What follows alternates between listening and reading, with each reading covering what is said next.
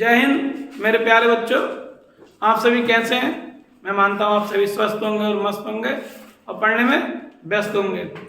तो आज के दिन की शुरुआत से फिर आपको वही कि आप अच्छे से अच्छा मतलब जितना ज़्यादा से ज़्यादा इस टाइम चीज़ें रिवाइज कर सकते हैं कीजिए और अपने जो भी एम है उसके हिसाब से अपनी मेहनत कीजिए।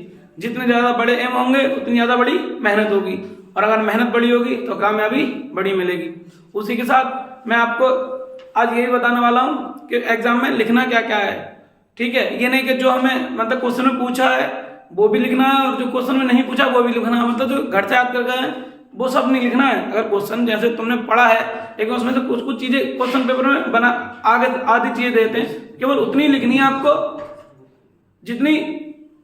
जितनी उसमें पूछी है। क्योंकि क्वेश्चन में कभी कभी होता है थोड़े से पूछ लेते हैं लेकिन हम लिखने पूरे बैठ जाते हैं और हमारा समय पूरा बर्बाद हो जाता है उसमें और फिर हमारा पेपर छूट जाता है। इसलिए क्वेश्चन को अच्छे से पढ़ें, उसकी जरूरतों को समझें कि क्या चीजें और क्या नहीं, और केवल उतना ही लिखें जितना क्वेश्चन पूछ रहा है। ठीक है, तो और आपको पेपर से पहले क्या प्लानिंग बनानी है, क्या क्या चीजें रिवाइज करनी चाहिए, क्या नहीं, केवल उतना ही करना है। ठीक है, तो उसके लिए मैं कुछ आपको मैथ्स में इंपोर्टेंट चैप्टर और उसके क्वेश्चन बता रहा हूँ कौन कौन से चैप्टर इंपोर्टेंट हैं और 30% के बाद आएंगे। मतलब 30% कटने के बाद जो 30% सिलेबस कटा हुआ है तो हमारे मैथ्स में ये।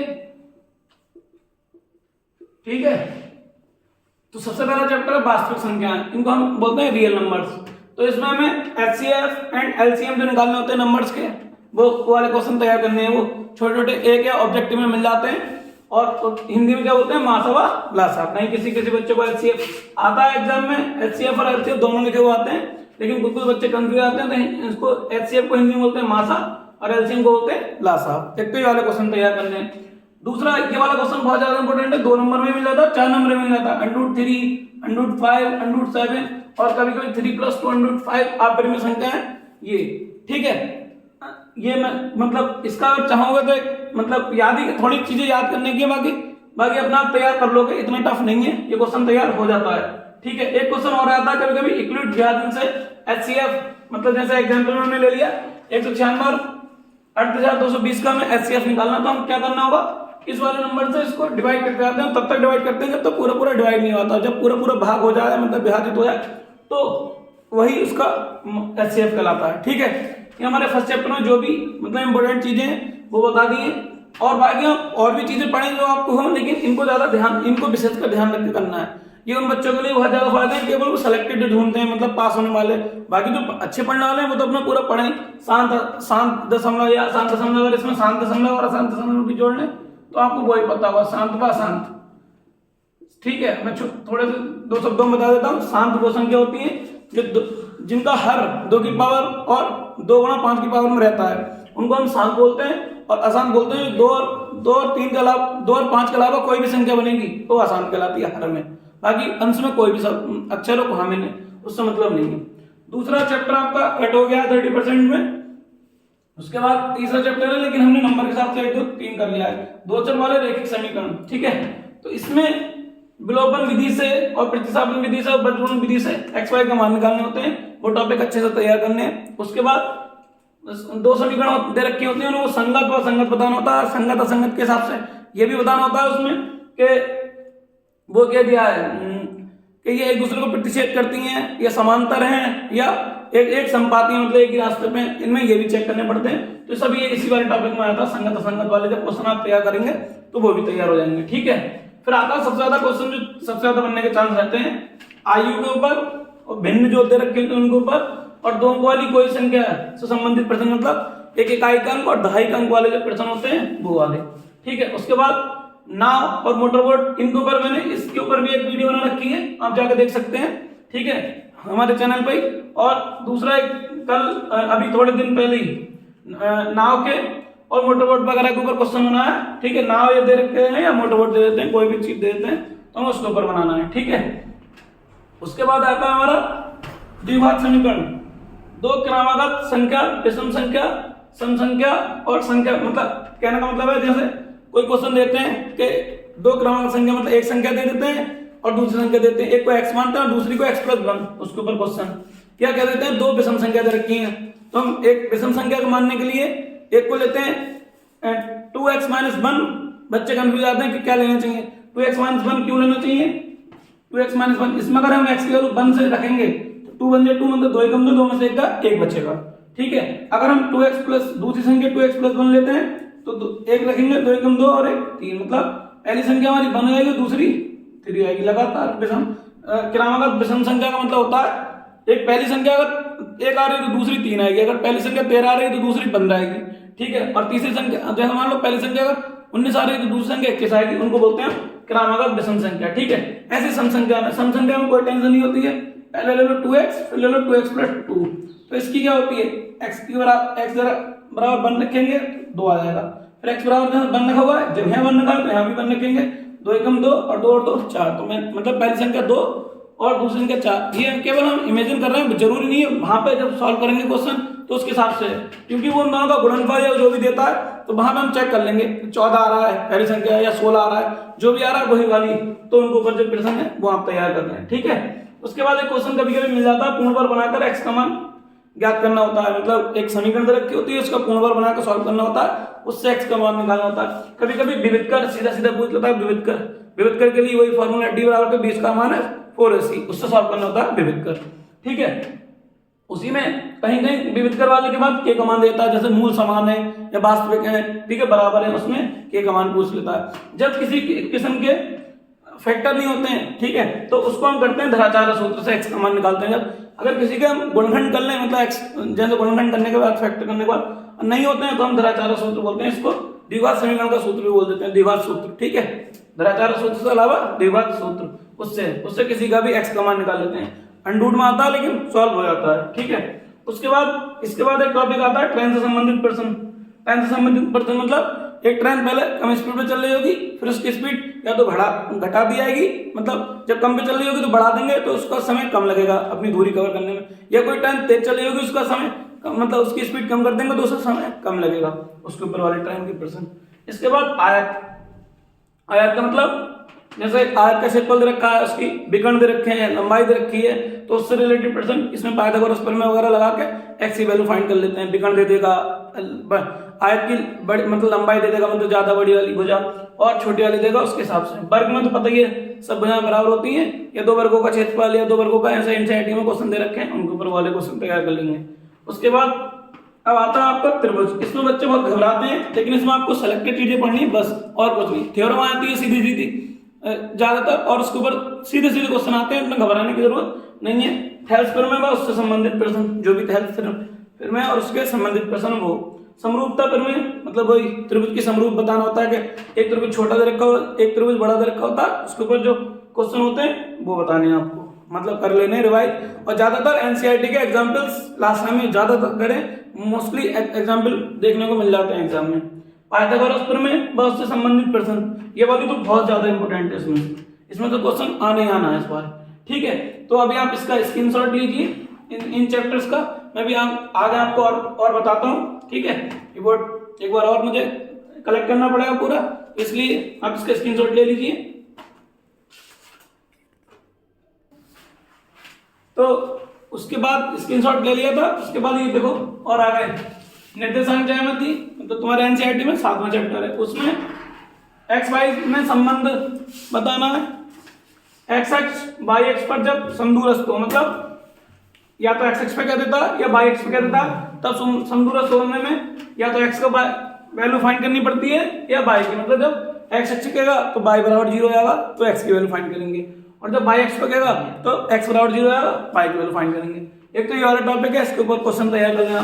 फिर आता है m1 m2 का अनुपात दे रखा है, जैसे मतलब बिंदु दे रखे हैं a और b के पॉइंट दे रखे हैं, तो कोई p पॉइंट दे रखा है लेकिन उसमें रेशो नहीं दे रखे हैं, तो रेशो फाइंड करने के लिए या x एक्स या y एक्स दिया हो, मतलब जब m1 m2 का फाइंड करेंगे या x एक्स दिया होगा या y एक्स दिया होगा, अगर p के पॉइंट नहीं दे रखे हैं तो x एक्स देगा या y एक्स देगा, तो हम m1 m2 का मान निकाल लेंगे, ठीक है।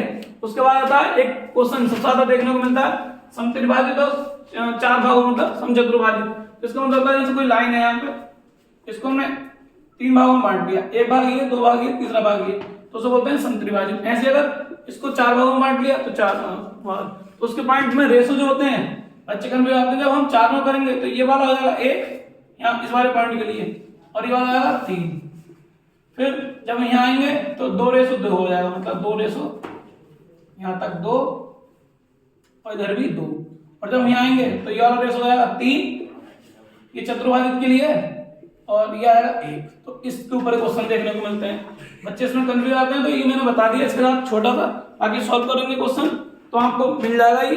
और लेकिन करते हैं ऐसे, इस वाले पॉइंट में तो 1 रेस हुई है और 3 रेस हुई है, क्योंकि 3 पार्ट बचे ना, 1 2 3। जब यहाँ आएंगे तो 2 पार्ट इधर और 2 पार्ट इधर, तो 2:2। जब हम इधर आएंगे यहाँ इस वाले पॉइंट पे 3 पार्ट, मतलब 3 इधर होगा पार्ट और 1 इधर हो गया, 3:1 ऐसा करके, ठीक है। उससे हम मतलब जो भी पॉइंट फाइंड करना होता है वो कर लेते हैं। उसके बाद आता है के का मान निकालने के लिए। के का मान जहाँ संरेख दे रखा होता है के का मान निकालने के लिए, तो हम इससे संरेख वाले में क्षेत्रफल को 0 लेते हैं। उसका फॉर्मूला वही होता है शॉर्ट ट्रिक में 123 2 से 312 x1 फिर ब्रैकेट में y2 minus y3 plus x2 y3 minus y1 plus x3 y1 minus y2, ये वाला फॉर्मूला लगा के और xy में सम मतलब के का मान भी निकाल लेते हैं। और इसी में अगर कोई और इक्वेशन दे रखी होती है xy में संबंध ज्ञात करने के लिए तो ऐसे कर लेते हैं। ये 7 चैप्टर क्या आ रही है, ठीक है। यहाँ स्क्रीनशॉट जब लें तो इसको भी ले लें, थोड़ा ध्यान देगा, ये इसका मेथड है उसका। अब आएगा त्रिकोणमिति का परिचय। ये तो बच्चों को ज्यादातर आसानी चैप्टर लगता है, बस कुछ नहीं, पाइथागोरस प्रमेय लगा के अगर लंब और आधार में रिलेशन दे रखा है तो कर्ण निकाल लेंगे, और कर्ण और आधार में रिलेशन दे रखा है तो लंब निकाल लेंगे, उसको निकाल के। और जो भी अगर छह बहन भाई हैं, वो साइन कॉस टेन या 6 भाई मान लो, 6 बहन मान लो, जो भी हैं उनको उनसे रिलेट कर लेते हैं। ऐसे ये आता है sine cos tan cot sec और कोसेक, ठीक है। उसका फॉर्मूला बना के इसके वैल्यू निकाल लेते हैं। सारणी से संबंधित प्रश्न, पूरा कोणों से संबंधित प्रश्न, मतलब सारणी से कोई डायरेक्ट वैल्यू लगाओ, cos 60 की वैल्यू, cos 90 की वैल्यू, ठीक है, sin 60 की, ये सब वैल्यू वाली सारणी है, उसके ऊपर क्वेश्चन। और पूरा कोण से मतलब cos 90 माइनस थीटा, ऐसे cos 90 माइनस थीटा किसमें चेंज होता है, sin थीटा, इससे रिलेटेड क्वेश्चन होते हैं इसके ऊपर। इसके ऊपर एक क्वेश्चन आता है बहुत ज्यादा, इसलिए मैंने पूरा लिख भी दिया है। अक्सर हर साल आपको देखने को मिल जाएगा, यदि त्रिभुज एबीसी, त्रिभुज है एबीसी के अंतःकोणों को हो तो दिखाइए कि sin b + c / 2 cos a / 2, ये आपने बहुत अच्छे से कर रखा होगा, मैं इसलिए रिकॉल कर रहा हूँ। इससे जैसे कहेंगे tan, अगर ये tan दिया तो यहाँ cot आएगा, क्योंकि 90 माइनस थीटा चेंज हो जाता है। फिर ऐसी अगर यहाँ sec दिया तो इधर cosec आएगा। उससे रिलेटेड जो भी क्वेश्चन आपको मिलेगा इससे रिलेटेड करने का, ठीक है। ये त्रिकोणमिति का हो गया। फिर उसके बाद ये आएगा त्रिकोणमिति के कुछ अनुप्रयोग। इसमें उन्नयन और अवनमन के संबंधित प्रश्न को बहुत अच्छे से आप कवर करेंगे कि उन्नयन किधर से होता है, अवनमन किधर होता है। नीचे से ऊपर को देखने पर जब कोण बढ़ता है तो उसको बोलते हैं उन्नयन, जब ऊपर से नीचे को देखने के लिए उसको बोलते हैं अवनमन। और एक क्वेश्चन ज्यादातर देखा था, ऊंचाई पूरक फलनी होती है जब कोटि पूरक दे रखे होते हैं, दूसरे के कोटि पूरक, एक दूसरे के कोटि पूरक, कोटि पूरक, ठीक है। फिर उसके बाद क्या आती है रचनाएं। अंतःविभाजन में अनुपात ज्यादा लिया जाता है, मतलब 3:4, मतलब हर ज्यादा लिया जाता है। बाह्य विभाजन में अंश ज्यादा लिया जाता है। और फिर एक आता है त्रिभुज बनाकर भुजाओं का 2/3 और 7/5 सबने कर रखे होंगे रचनाएं। 2/3 में अंदर को बनेगा, मतलब अंदर की साइड अंतःविभाजन की तरह एक त्रिभुज और बनाना होता है, उसे बोलते हैं समरूप त्रिभुज उसी के। और एक होता है 7/5, जब इसमें हर ज्यादा होगा तो अंदर की साइड बनेगा, और जब अंश ज्यादा होगा तो बाहर की साइड बनेगा, ठीक है। तो ये आ गए, या हमारे अब तक 11, मतलब एनसीईआरटी के अकॉर्डिंग 11 चैप्टर कवर होगा, लेकिन जो चैप्टर कट गए उसके हिसाब से 9 आ गए। अभी और चैप्टर बचे, तो आप इसका पूरे का फिर से स्क्रीनशॉट ले लीजिए और फिर आगे के जो चैप्टर होते हैं फटाफट करा सकते। तो हमारे जो चैप्टर हो गए थे वो 8 हुए थे, वो 7 के बाद डायरेक्ट यहाँ पे जो नंबर है 7 के बाद 9 पड़ गया था, गलती से उसे ठीक कर लेना। वो 8 हुए थे, 8 के बाद 9 ही है, मतलब टोटल मिला के जो चैप्टर कुछ कट गए 30% में। उसके बाद हमारे जो बच्चे 11 चैप्टर बचे हैं, उनमें से जो मैंने सिलेक्टेड क्वेश्चन जहां से बन सकते हैं उन टॉपिकों को लिखा है।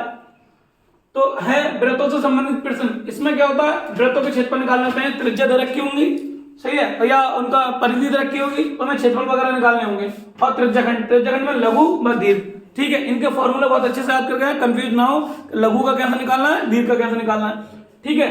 और उसके बाद है छायांकित भाग के क्षेत्रफल में एनसीईआरटी के जो क्वेश्चन 12.3 में है, उनको कुछ क्वेश्चनों को अच्छे से करके जाए, 12.3 में से क्वेश्चन बनने का पूरा चांस है इस बार, ठीक है। और बाकी ये ज्यादा कुछ मतलब एंड टाइम पे ये नहीं कि हपड़ दपड़ में सब कुछ पढ़ना, कुछ सिलेक्टेड क्वेश्चन पढ़ लें जो आपको लगे कि हाँ मतलब क्वेश्चन में आएंगे, आंसर वगैरह हम देख लेना, जो इंपोर्टेंट लगे केवल उन्हीं को रिवाइज करना है, ठीक है।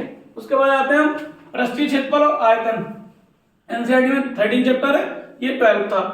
ठोस में शंकु व अर्धगोले से संबंधित प्रश्न, मतलब एक होता है ठोस में शंकु रखा है, शंकु के ऊपर अर्धगोला रख दिया है, या अर्धगोले के ऊपर शंकु रख दिया, उससे रिलेटेड जो क्वेश्चन है, एक तो वो उनको तैयार कर लेना, और दूसरी बात इनके फॉर्मूले जो हैं, जितने भी शंकु, बेलन, गोला, ठीक है, जितने भी हैं सब चीजों के फॉर्मूले बहुत अच्छे से क्लियर हो। वहां जाके एग्जाम में आके तुमने उसने पूछा शंकु का आयतन, तुमने लगा दिया बेलन का आयतन का रिवीजन में, तो आपको वो नहीं करना है। बहुत अच्छे से इनके मैंने फॉर्मूले याद हो गए तो क्वेश्चन सॉल्व करने में कोई दिक्कत ही नहीं आएगी, एकदम बिल्कुल अच्छे से सॉल्व कर लोगे। उसके बाद ये गुलाब जामुन वाला क्वेश्चन मेरे हिसाब से तो लग रहा है मुझे आपके आने के चांस है कि इसमें कितना रस होता है, ठीक है। बच्चे को गुलाब जामुन ज्यादा पसंद होता है, टीचर को भी लगता है कि एक आध क्वेश्चन दे दें ऐसा जो उसके मुंह में पानी आया एग्जाम करते टाइम, इसलिए मुझे भी लग रहा है कि अच्छे से ही क्वेश्चन तैयार करके जाओ। और एक छिन्नक वाले जो सवाल आते हैं सीधे फॉर्मूले से आते हैं, तो छिन्नक का आयतन, छिन्नक का बकप्रस्थ वाले फॉर्मूले भी अच्छे से करके आना, और मतलब मिल जाएगा तुम्हें, ठीक है। उसके बाद आ गया हमारा सांख्यिकी, इसमें से हमें 10 से 12 नंबर का मटेरियल मिलना है। तो माध्यम में हमें एफ का मान वगैरह निकालने देता है, ठीक है। F1 F2 भी दे रखे होते हैं, कभी कभी 2 पार्ट में डिवाइड करता है, लेकिन अगर तुम सॉल्व करो क्वेश्चन को तो लघु विधि से ज्यादा सॉल्व करने की कोशिश करना। डायरेक्ट वाले में कैलकुलेशन में गलती हो जाती है, लघु विधि में क्या होता है क्वेश्चन की कैलकुलेशन इजी हो जाती है, छोटा जाता है जब हम उसको और आगे सॉल्व करते रहते हैं। तो आप लघु विधि से ज्यादा क्वेश्चन सॉल्व करेगा। नहीं दिया है, उसने दिया है तो जो 3 विधि होती है, एक तो डायरेक्ट होती है मतलब प्रत्यक्ष विधि, एक होती है लघु विधि, और एक होती है पद विचलन। अगर उसने जिससे कहा है तो उससे करोगे, लेकिन अगर नहीं दिया है कि कहा समांतर मानते ज्ञात कीजिए, ठीक है, तो आप लघु विधि से करोगे। और एफ वाले मान जो निकालना होता है उसको आप डायरेक्ट से कर सकते हैं, ठीक है। फिर आता है माध्यिका में क्या होता है, एक्स और वाई का मान हमें निकालने वाला जो क्वेश्चन है वो मैंने वीडियो भी बना रखी है, अगर आप चाहो तो देख सकते हैं, लेकिन वो क्वेश्चन बहुत ज्यादा इंपॉर्टेंट है, उसका कैसा भी कोई भी पार्ट, ठीक है। बाकी माध्यिका में तो जब वो कर लोगे एक्स वाई का मान वाला तो कोई भी सवाल कर सकते हो। उसके बाद आता है बहुलक में कुछ नहीं है, बस डायरेक्ट फॉर्मूला याद रखो और आंसर आएगा, इसका सूत्र सही, सब मैंने इसका सूत्र सही, ठीक है। तो ये हमने आपको बताया, बहुत ज्यादा मतलब छानबीन करके पूरे साल जो मेहनत करते हैं उसके ऊपर क्वेश्चन निकाल के ये बताएं, आप इनको अच्छे से लास्ट टाइम में रिवाइज करें, जो अच्छे हैं वो भी, और जो आपको अपने आप को चाहते हैं बस मीडियम मतलब सेलेक्टेड चीजें मिलना उनके लिए भी, ठीक है। क्योंकि इस टाइम हमें एवरेज स्टूडेंट को भी ध्यान में लेकर चलना पड़ता है, ये नहीं कि अच्छे बच्चों को बस लेकर चलना है, लेकिन जो थोड़े नालायक होते हैं पूरे साल नहीं पढ़ना चाहते हैं, उनके लिए अगर ये चीज अगर वो कहीं से भी क्वेश्चन बैंक के आंसर वगैरह के क्वेश्चन में से करके रिवाइज कर लेंगे तो काफी अच्छे मार्क्स उनके भी आ सकते हैं, ठीक है। तो मैं चाहता हूं कि आपने जो ये मतलब चीजें करी हैं मेरे साथ, इतना सारी चीजें रिकॉर्ड की हैं, नोट किया, ठीक है, तो आप उनको पढ़ें और फिर अपने दोस्तों को भी शेयर करें कि हाँ ये चीजें अच्छी हैं, कर लें, ठीक है। तो इसका स्क्रीनशॉट आप ले लें और फिर चलते हैं, ठीक है। थैंक यू, जय हिंद।